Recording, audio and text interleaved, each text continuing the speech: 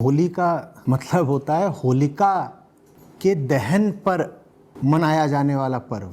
इसमें चिकन और दारू कहाँ से आ गए मुझे समझाओ। और इसमें ये हुल्लड़ कहाँ से आ गया, कीचड़ फेंकना और बकलोली करना और भाभी को रंगना, ये कहाँ से आया समझाओ। लोगों को भाभीयों से बहुत प्यार हो जाता है होली के दिन।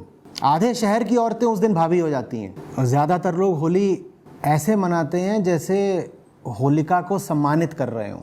जो कुछ होली के नाम पर होता है उसमें प्रहलाद तो कहीं नहीं है, उसमें होलिका ही होलिका है। लोगों ने ये जो नाम है होली, लगता है इसका कुछ गलत अर्थ कर लिया। होली का मतलब समझते हैं हम क्या है? होली का मतलब है कि कोई भी कीमत देनी पड़ जाए और कितना भी ताकतवर हो झूठ, उसका साथ नहीं देना है। हिरण्यकश्यप सिर्फ राजा ही नहीं था, प्रहलाद का बाप भी था। और वो कोई साधारण राजा नहीं था, वो वरदान प्राप्त राजा था। अगर पौराणिक कथा पर विश्वास करें तो कथा कहती है कि उसने वरदान ले लिया था, दिन में नहीं मरेगा, रात में नहीं मरेगा, अस्त्र से नहीं मरेगा, शस्त्र से नहीं मरेगा, वगैरह वगैरह, आदमी से नहीं मरेगा, पशु से नहीं मरेगा। बड़ा खतरनाक राजा था। इतना खतरनाक था कि उसने पूरे राज्य में पाबंदी कर दी थी कि भाई अब कोई किसी सत्य का या ईश्वर वगैरह का नाम नहीं लेगा, मेरी पूजा करो मेरी। क्योंकि सत्य अमर होता है ना, और अनंत, जिसका कोई अंत नहीं हो सकता। मेरा भी अंत नहीं हो सकता, क्योंकि मर तो अब मैं सकता ही नहीं। जो न जल में मर सकता, न थल में मर सकता, न दिन में मर सकता, न रात में मर सकता, वो तो अमर ही हो गया। तो मैं ही अमर हूं, तो मैं ही सत्य हूं, तो मेरी ही पूजा करो। और वो छुटके ने बोला कि नहीं, नहीं चलेगा। और पूरा राज्य मान रहा है राजा साहब की बात, तो छोटे ने मानने से मना कर दिया, बोला मैं तो नहीं मानता।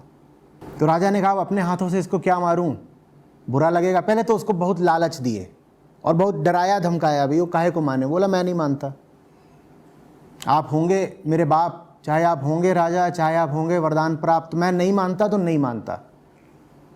मेरे लिए सच ही सच है, सच ही बाप है, कोई बाप सच से बड़ा नहीं होता।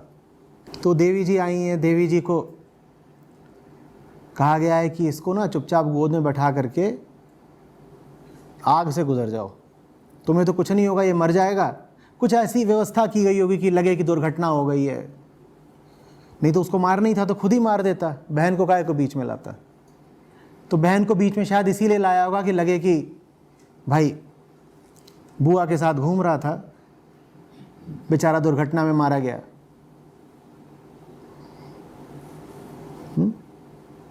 अब बुआ जी उसको लेके आग से निकली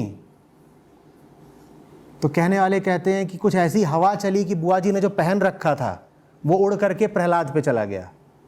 तो प्रहलाद तो बच गया और बुआ जी को इतने जख्म आए होंगे, इतना जल गई होंगी कि बुआ जी फिर साफ हो गई।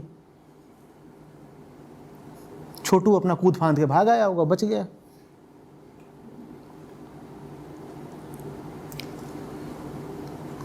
ये तुम देख रहे हो पूरी कहानी कहाँ को जा रही है।